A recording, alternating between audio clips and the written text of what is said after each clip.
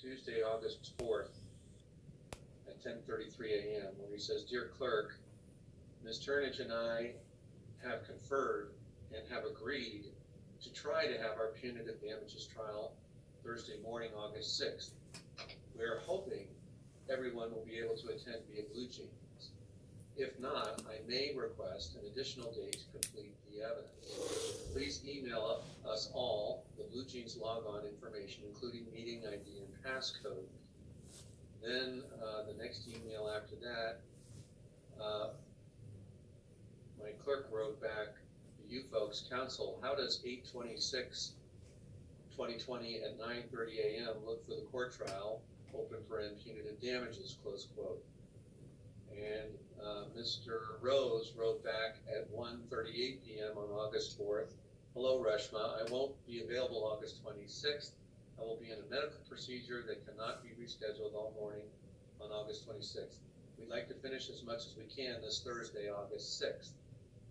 And then my clerk wrote back, "Counsel, the trial will go forward tomorrow, 8/6/2020 at 1 p.m. A separate Blue Jeans invite will follow." Mr. Rose wrote back in response to that on August 5th at 8:31 a.m. He wrote back and said, "Okay, good, thank you." And that is the end of the email string. Yeah, and I could also add, Your Honor, that I did write to the court and I said, we object, we want to go forward on the 6th to any change. When I got the 26th suggested as a continuance, and I said, "Is the judge requesting the continuance?" And I didn't hear, and then I did hear that we're going to go forward on August 6th. So I don't know where my email is, but I did email the court and said, we object and we want to get this done on the 6th. So Mr. Rose, the ball is in your court. If you have some email or other basis that you could send me, let me finish. If you have some email from Ms. Turnage or something that you can send me that supports some sort of promise or commitment made by Ms. Turnage to have the wife here today, then I may grant you a short continuance. That's what she told me. She didn't put it in writing, she said it during a telephone conversation.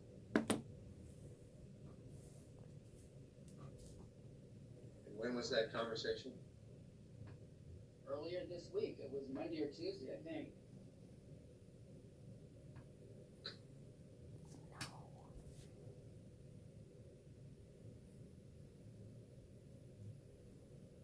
Your Honor, I've already testified. If you want me to swear under oath, I will do so. I would never perjure myself to this court, and I would never mislead this court. I never used the words promise. And in fact, his email shows that he didn't say Ms. Turnage has promised that she's bringing Ms. Campo. And I may have to continue for Mr. Torres. That's not what that email says. He's hoping that everybody will be here. I don't know if she said the word promise. She told me I did not. I never did. I never said the word promise.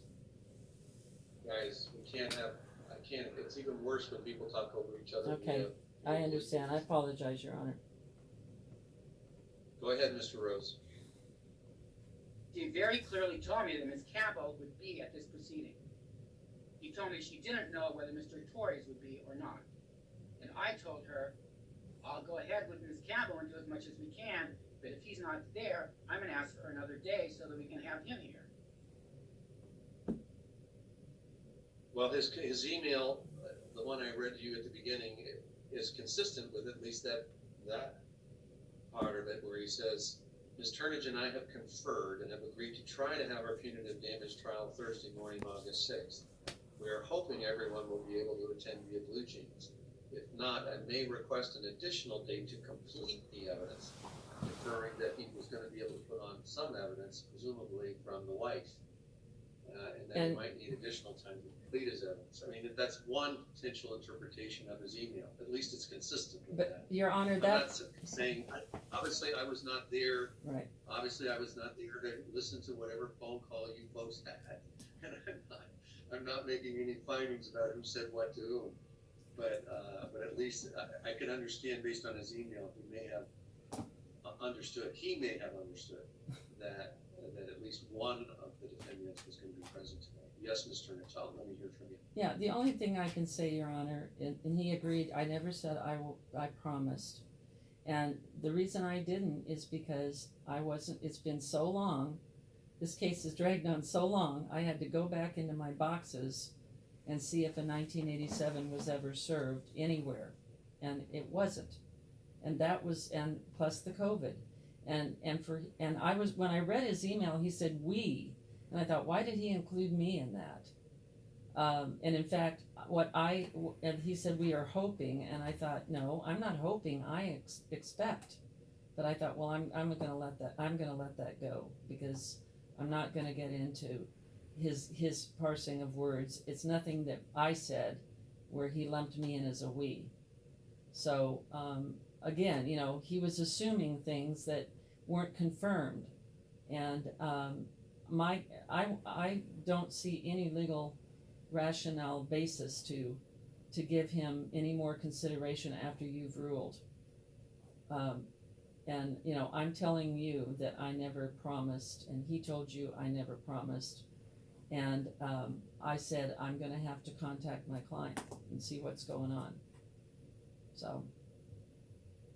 Ms. Turnage was very clear that Ms. Campbell would be here. Well, we don't have a recording. I know. So I know. it's your word against mine. I'm not perjuring myself. So, it is what it is right now. There's nothing documented, and I didn't say it. All right. Listen, folks, we could go back and forth on this. Ms. Campo is not here. I don't have any legal basis. It's like, Mr. Rose, you're an experienced trial attorney, and you know that if you show up for a trial and you say, gee, I was expecting so-and-so to be here, the judge will look down at you from the bench and say, well, have you subpoenaed that one person? Or if they're a party, the judge will say to you, well, did you serve a notice to appear? And then when the answer to that question is no, the judge has to look at you with a look of empathy, but it is, he can't change the underlying, he has no basis to continue the proceeding if you haven't issued a subpoena or issued a notice to appear. None of those things have happened. Mr. Rose, please don't interrupt me. Ms. Turnage is not, her client is not here. I have no legal basis to fault her client for not being here. That's the bottom line. I have no legal basis, no subpoena, no notice to appear, that upon which I can say, okay, well, you're okay, Mr. Rose. You've done everything you could have done to get those people to appear here today. You've dotted your I's and crossed your T's. You understand the code of civil procedure. You know how to compel someone's appearance at trial, so I can't fault you. Therefore, I'm going to give you more time. I have no legal basis to make that finding based on the current record. Except for the fact that this case wasn't even set for trial today. Okay, well, that's not true, sir. Okay, then I'll try something different. I'm going to call Ms. Turnage as my witness and see what she knows about her client's financial condition. Ms. Turnage? No. Why not? No, you're not calling her as a witness. She's not. Why should you be able to call the opposing counsel as a witness based on the fact that based on the fact that you didn't take the opportunity to serve a notice to appear to her clients, now you want to call? She cannot give firsthand testimony about the financial wherewithal of her clients. There's no foundation for that, Mr. Rose. I'm not going to let you do that. So your request, I'm not going to allow you to call her as a witness. Your request is denied. Okay, well, I'll call Adam and see what Adam knows about their financial condition. Okay, we'll call Adam as a witness. Hold on, Adam. We need to have you sworn. Okay.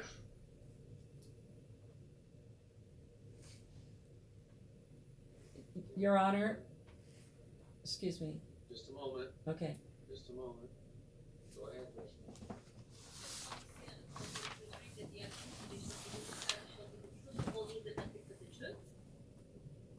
Yes, I do. Thank you. Yes, Ms. Turnage? I was going to ask for an offer of proof that this will be something beyond hearsay before he starts to testify. He has to have personal knowledge. Fair enough. Fair enough. I think, Mr. Rose, you need to lay a foundation that this witness has any basis. You need to lay a foundation for me based on an offer of proof so that you're not wasting everyone's time, including mine. Lay a foundation that your client has a basis to be able to provide this type of evidence. Go ahead. Lay your foundation first. Mr. Amar Estrella, do you know who Luis Torres is? Yes. Was he your landlord for several years? Yes. And did you know what he did for a living? Yes. Did you have an idea how much money he made doing that? No, not exactly. Did you have a general idea how much he made at his occupation? Objection to the form of the question, vague, ambiguous.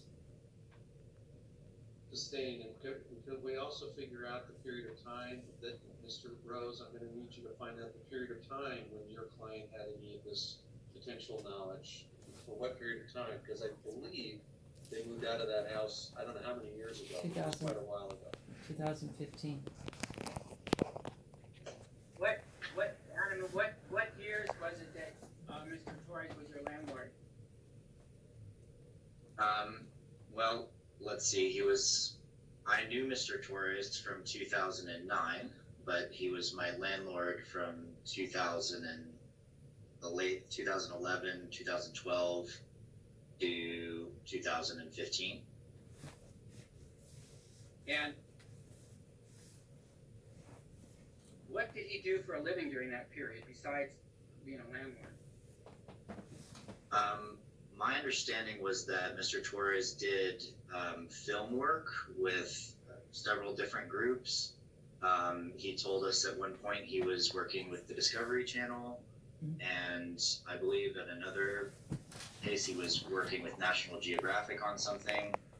I have other friends that do that kind of film work, so I have a rough idea of what someone doing that kind of work makes, but I wouldn't know exactly what his income was. And did you have any knowledge of other rental properties that Mr. Torres owned during that period? My understanding was that Mr. Torres and Ms. Campo owned several different properties. Objection, Your Honor, hearsay. And, Objection, Your Honor, hearsay. well, I mean, they told me that they owned several different properties. Your Honor, can you please, yeah, thank you. Move to strike, move to strike. Your Honor, could you rule on, I'm sorry, Yes. it's stricken? Yes, ma'am, and here's how we're gonna do this, folks. Ms. Torres, Ms. Turnage, I want Yes. you to wait until he finishes his answer before you, and then you can raise your objection, and then bring your motion to strike. We can't have the interrupting, and if you jump in, I realize you wanna object before he gives his answer, but Well, keep in mind, this is a can we keep in mind, this is a court trial, not a jury trial? I and understand. I'm capable of unhearing things. I understand, Your Honor, but I thought he was finished and then he switched gears and said it was my client that told him that, so, okay. What I want you to do is just wait till he finishes his answer, and then I'll certainly entertain your objection and motion to strike. I sustained your objection and I've granted your motion to strike. Next Thank you. question, Mr. Rose. Mr. Amor-Estrella, did Mr. Torres give you information out of his mouth that leads you to believe that he owned other rental properties? Yes. How many other rental properties, if you know? I don't know. Was it several? Objection leading, Dane?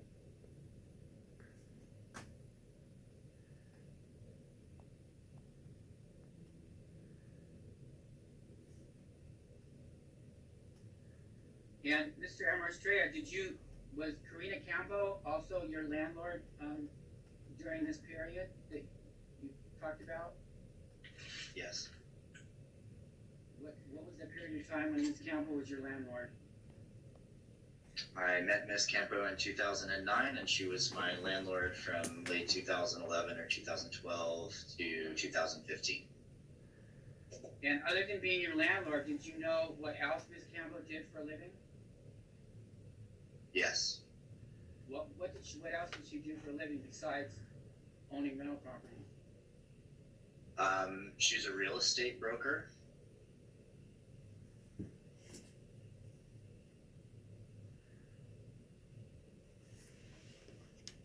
And did you know anything about her nail salon? Objection leading, lacks, assumes facts not in evidence, lacks foundation. Rule, it's not leading.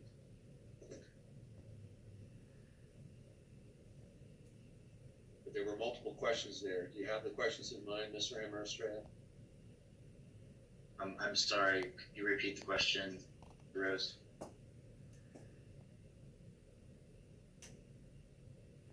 Did you know what else? I'll change the question. Did you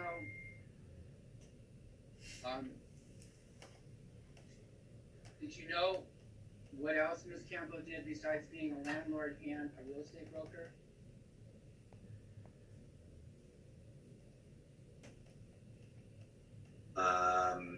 No.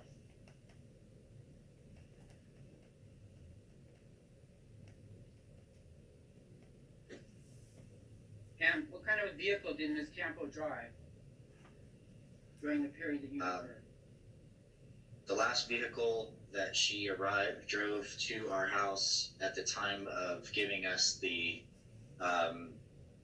notice of sale or document, I can't remember exactly what it was called at the top, but she was driving a new white Tesla with a sunroof. It was a Model S.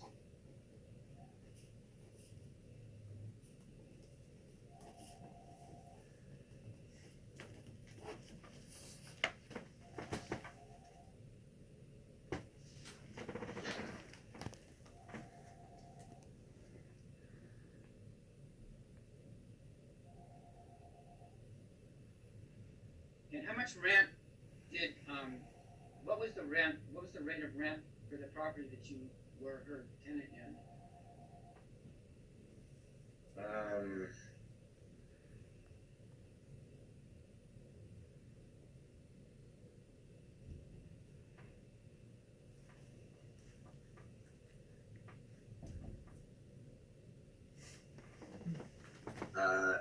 I'm sorry, it's slipping my mind as I've just been looking at rental properties all week. I believe it was either $4,000 or $5,000 a month, like in that range. Like 4,000.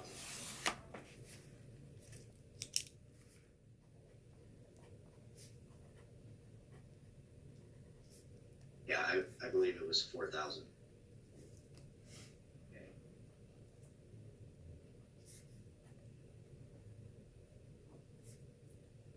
Close to that amount.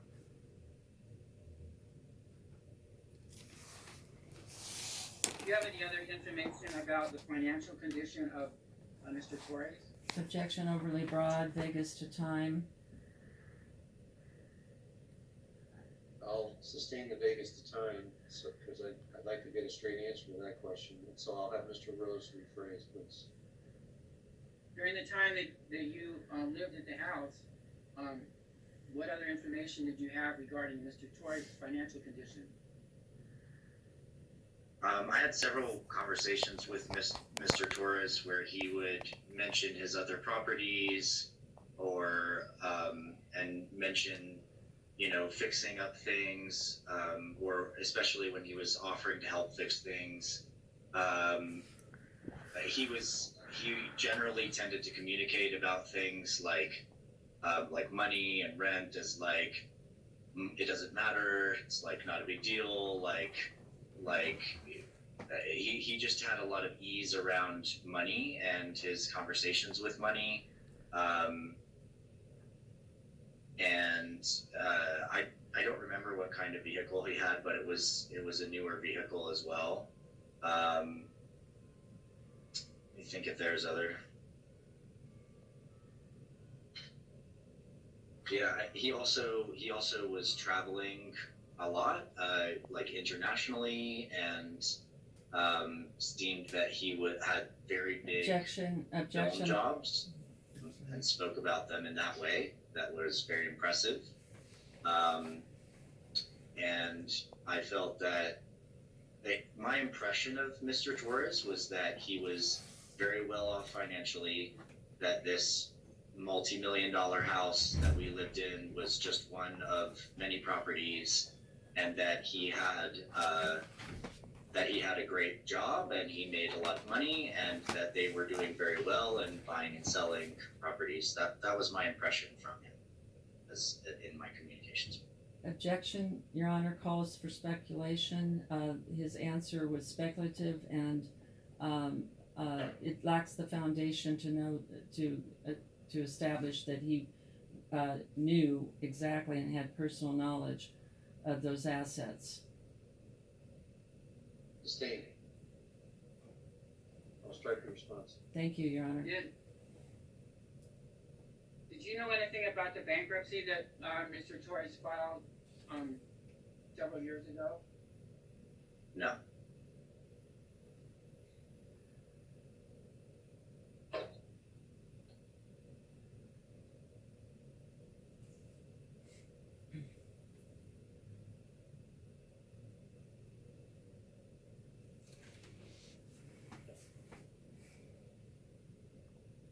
Yeah, I want to call.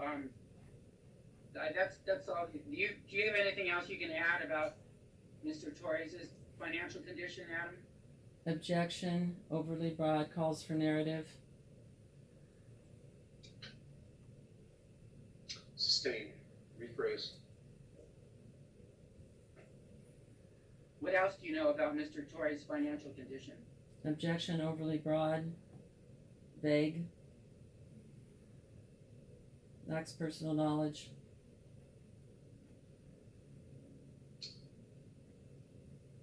Now, I'll overrule the objection. If you know anything else about his condition, Mr. Amarastrea, that you haven't already told us about, you need to tell it now.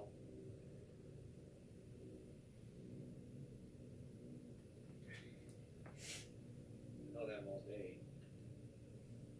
I'm sorry. I'm thinking. I'm hoping to communicate in a way that doesn't seem. Yeah, I didn't say it like I need you to hurry up. What I'm trying to say is, can we cut to the chase here? You haven't lived there since 2000 when?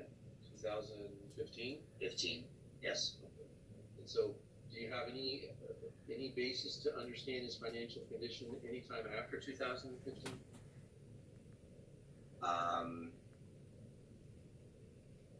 Only that he told me while we were in court that he spent a huge amount of money paying his lawyer, and he wanted this thing over, and he'd love to try to work it out with us. Okay, thank you. Anything else?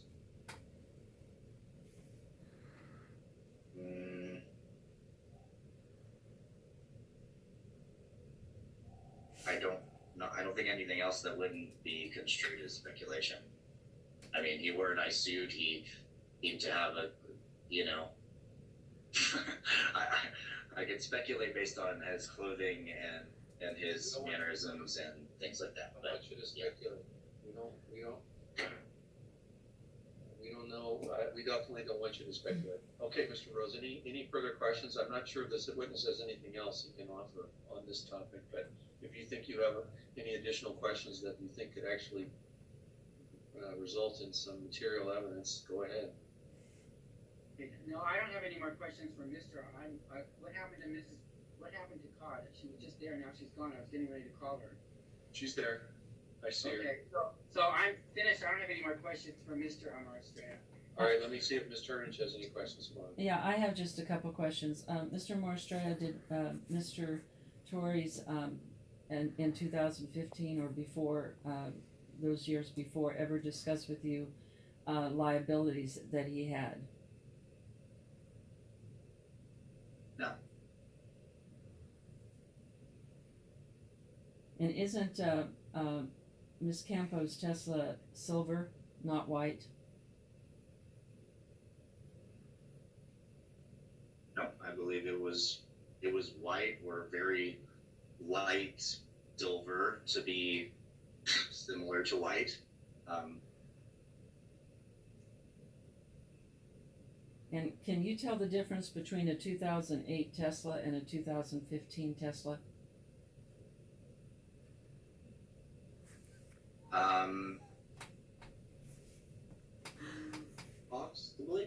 Possibly. I don't know.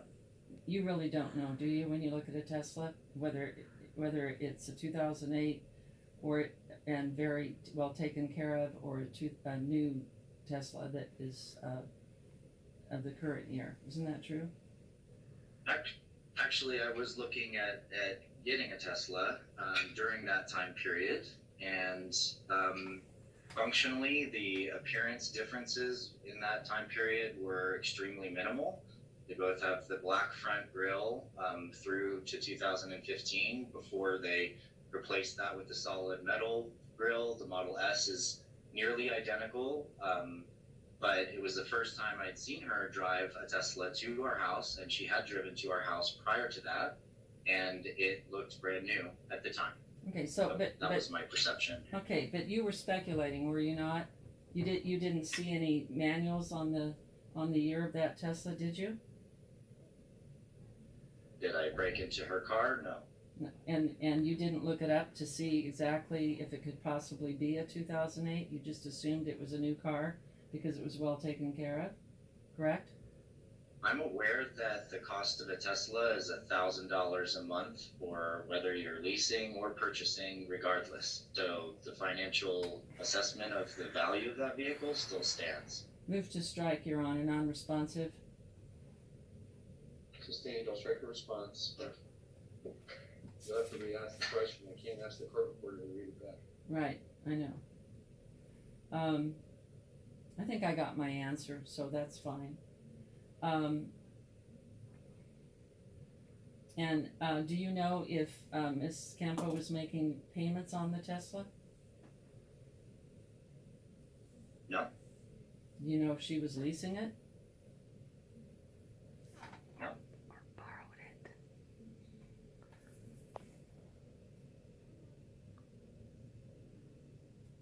Okay, I don't have any other questions of this witness. Thank you. Thank you. Mr. Rose, any redirect within the scope of the cross? No. Thank you. Okay, Mr. Amerstray, you can step down. Next witness. Thank you. We'll call Catherine Amarstrea. Again, Catherine, you need to unmute. Your microphone says it's muted. So you need to do something to unmute your microphone. Can you hear me? Yeah, We now. can hear you now, yeah. What happens, just because I know you joined late, you didn't hear me explain that when people join this application, it automatically mutes you. So we always need to ask people to unmute themselves. I'm going to have you sworn in. Go ahead, question. You just only say that about your free. Go ahead. Can I just say one note? My connection cuts out every 3 or 4 minutes for about 10 or 20 seconds, so I apologize in advance for any disruption. No worries. Yeah, I can see. I've had experience with this application, and it really does vary depending upon how robust someone's Wi-Fi is and so forth. So we'll have to just deal with it. Go ahead, Mr. Rose.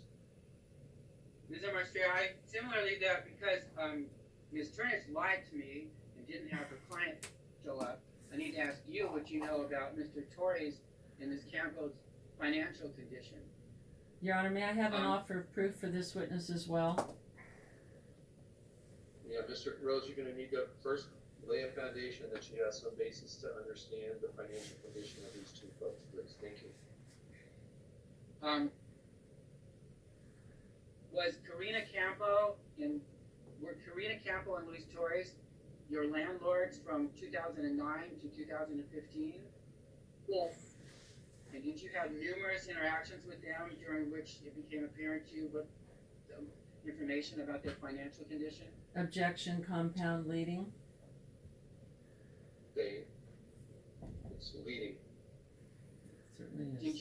Did you know during that period of time, other than being a landlord, do you know what Mr. Torres did for a living? I knew that he worked as a videographer for the Discovery Channel. and that they had a few rental properties. Did you also know, besides being a landlord, what else Ms. Campbell did for a living? I knew that she owned a salon. Do you know anything about her real estate activity? She told me towards a few years in that she had either started her own real estate agency or she was working in real estate. She had started that.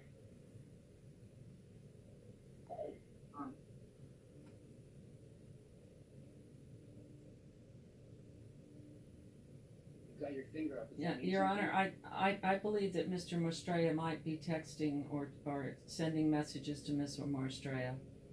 And I would like for him, that be confirmed that he's not doing that. Okay, I'm satisfied. I won't make him keep his hands up the whole time. Go ahead, Ms. Administrator. I can't recall, is there a question pending, Mr. Rose? I'm sorry. She put her finger up because she's getting frozen and she was losing connection. That's why she put her finger up. All right, And I can put my phone right here if that helps so that you can see it or know that I'm not using it. I appreciate that. So I don't know where she went. Well, let's wait, see if she reappears. She texted, now she's texting me, she says her connection froze, so I'll tell her to reconnect. There you go, thank you.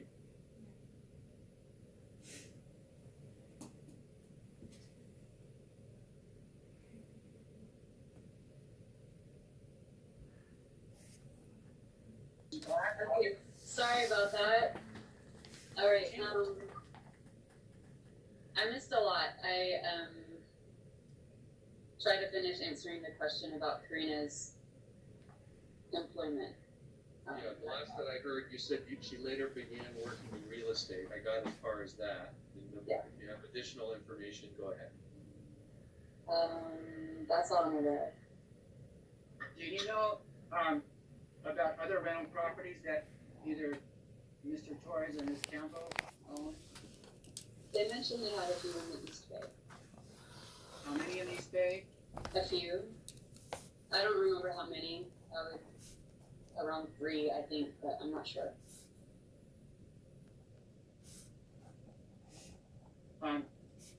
Did you know anything about Mr. Torres' bankruptcy in 2009? No.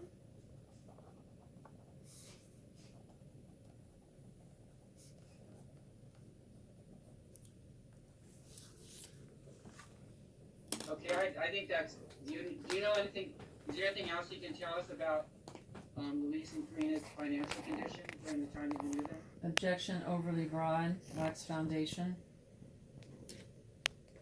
All of them ruled, we'll find out about the foundation in a second, but all of them ruled the overbroad. Basically, we're asking you the any question. He's asking you the any question. Do you have any other information regarding Ms. Campos' financial condition that you haven't already shared with us? They seemed like they were doing really well. They had nice.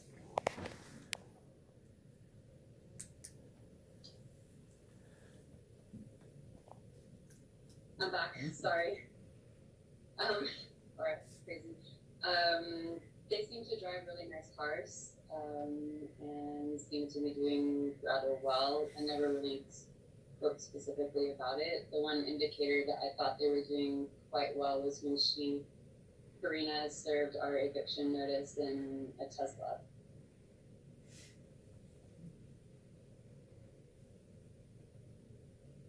That's all I have of her. Thank you. Cross-examination? Mr. Mostrey, are you aware that that salon that you're referencing closed after you moved out? No. Do you know anything about their liabilities? You've testified that at the time they owned something, but do you know anything about the liabilities?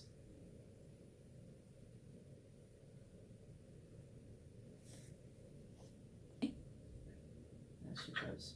I think she said no, but I think she cut out, so I didn't.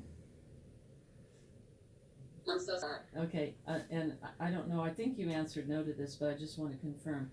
Do you know anything about their liabilities?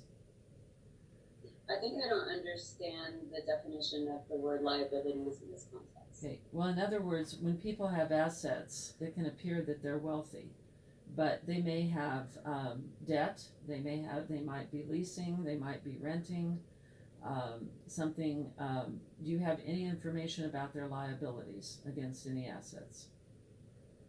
No. No? I didn't hear you. You No. said, no, okay, No, You said no. You said no. okay.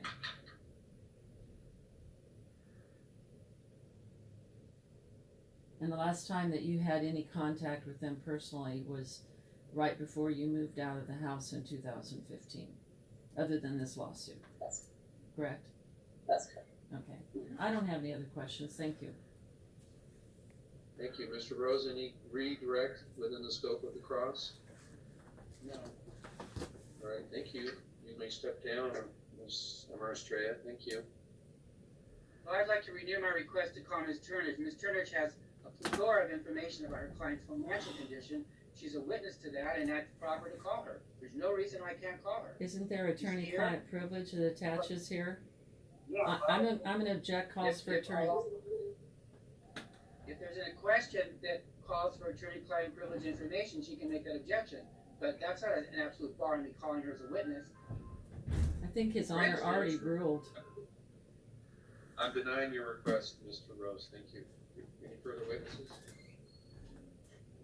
No, but I want to know, I have bankruptcy schedules of Mr. Torres, claiming that he was earning $11,000 a month. I want to figure out how to enter those into evidence. Also, I would point out that I'm looking at the court's website, and I want to renew my request to continue this because the court's domain website did not reflect that this case was set for trial today. What it lists is case management conference and then something called complaint-other. And it has routinely said that for many, many months. There was not an indication, even though we were told that the setting was a placeholder for the trial, the court's website did not say this case was set for trial today. And that's why I was surprised when your clerk told me on, I think it was Tuesday, that we actually were gonna have a trial. Your I Honor, don't know how you, I'm looking, let me just finish. I'm looking at it right now, and it says it's set for trial. I've been doing this for many, many years now, Mr. Rose, so I'm not sure how you could have that misunderstood. If you look under future hearings, it says complaint-other, and then it also says case management conference. And it has said, that's what it says for today, and it has said that for many, many months. Actually, the time has changed because it used to say that the case management conference was at 3 p.m., or maybe it said 1500, which is 3 p.m., but at 9:30, instead of saying trial, it says complaint-other, and it still says that. 9:30 this morning, this case was set for complaint-other. It doesn't say that it's set for trial. Your Honor, may I respond? It doesn't say that now.